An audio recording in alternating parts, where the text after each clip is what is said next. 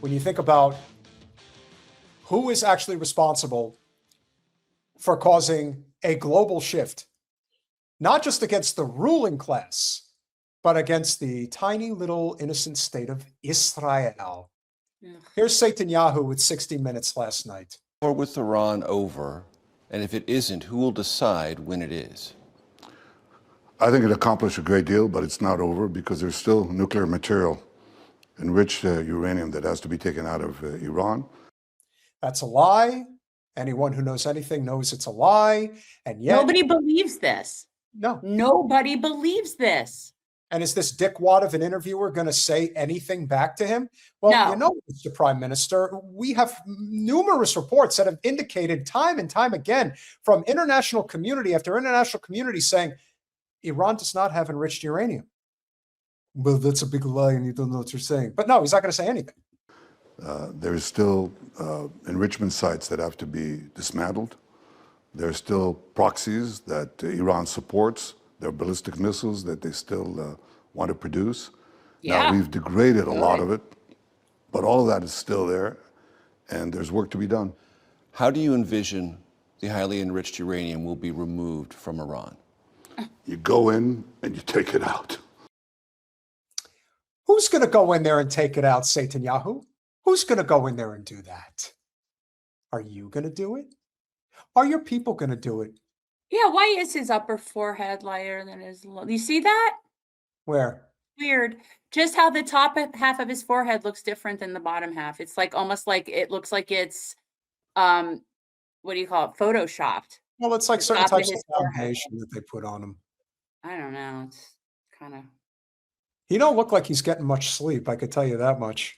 I hope he never sleeps again.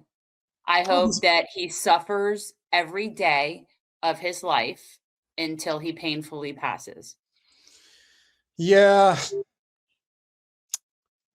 One can dream. With what? Special forces from Israel, special forces from the United States? Well, I'm not going to talk about military means, but what President Trump has said to me, I want to go in there.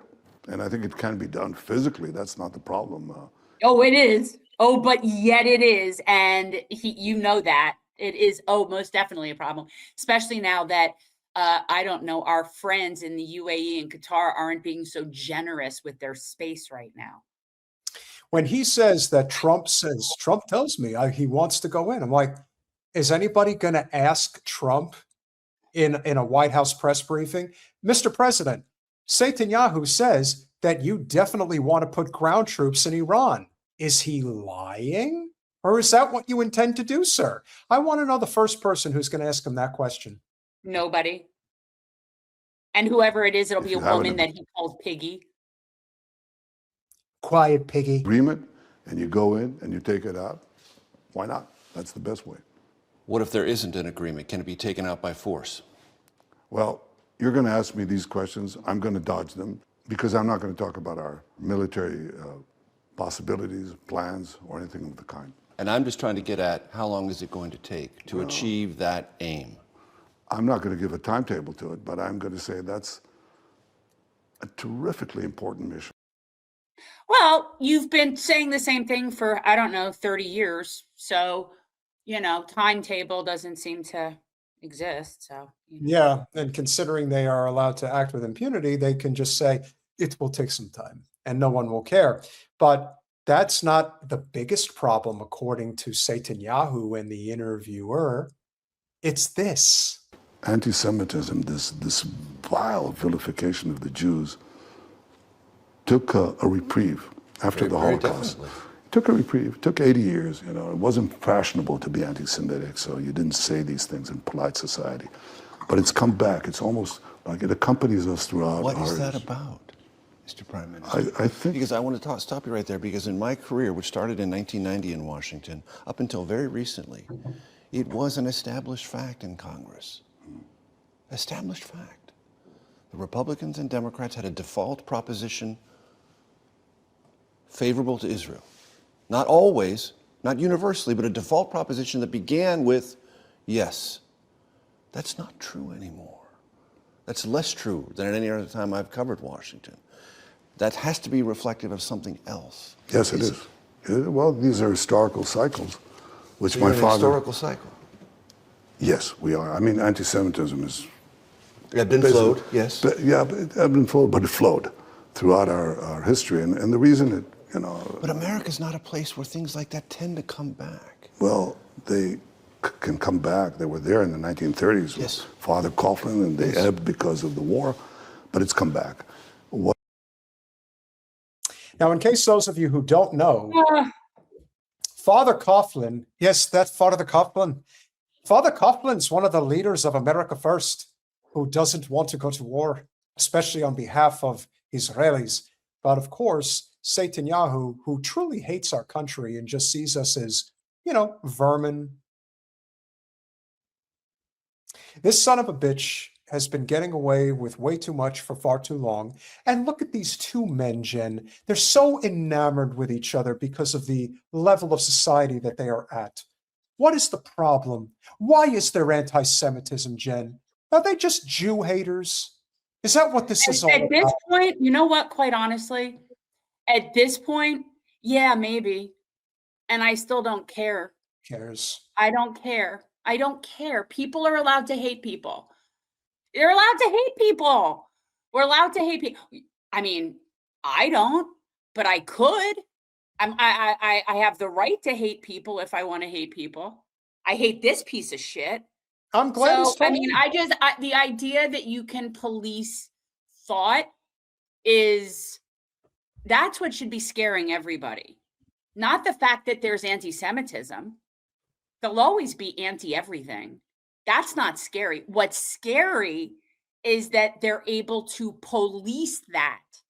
Whatever that I'm allowed to hate people. I also want to point one thing out. This guy right here in the chat, this guy, the Pooler, who I never respond to, who incessantly comments on all of our pages, calls you a kike pig and calls me a Mick, and constantly, desperately wants attention. Well, here's your attention, the Pooler.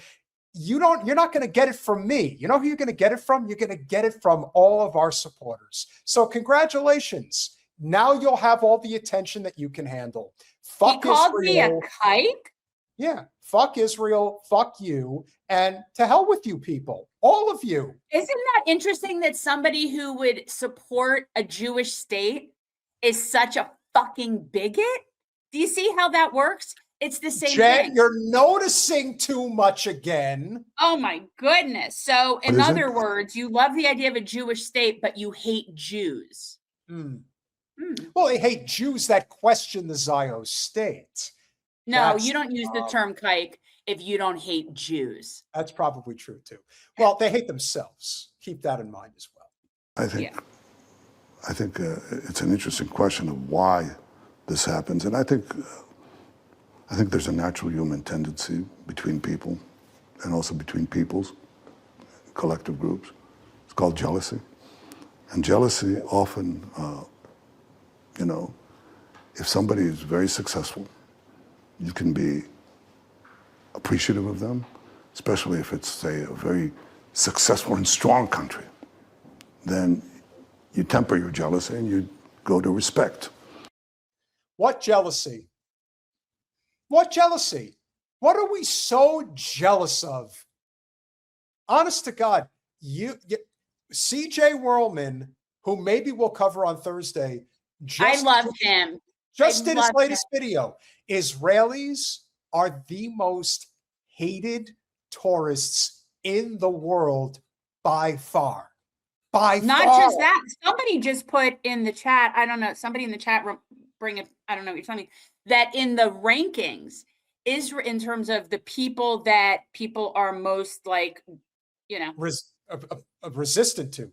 Yes, Israelis are now below North Korea in terms of perception of their state. Correct. That's not surprising. No. We'll finish it up. No. But so these are the embers of envy. I think it's part of it. I don't think it explains all of it, but I think one thing I can say is that there are many explanations for the phenomenon the durability of anti-Semitism over the ages. My father was a great historian of this. And we can have a separate discussion on it. Like your Let's father not. was, like your Let's father not and was say we born in did. Make it go away. Poland. Like your father Make it was go born in Poland. You're not actually from there. And this is, you know, You're not just even a Semite. How funny is that? That Hmm. you're sitting there and bitching about anti-Semitism when you're not even a Semite. The only thing that Netanyahu accomplishes, and he accomplishes it quite well, is every time he speaks and every time somebody has to listen to what he has to say, there is one universal truth. The position for Israel gets worse and worse every time he talks, and that is a good thing.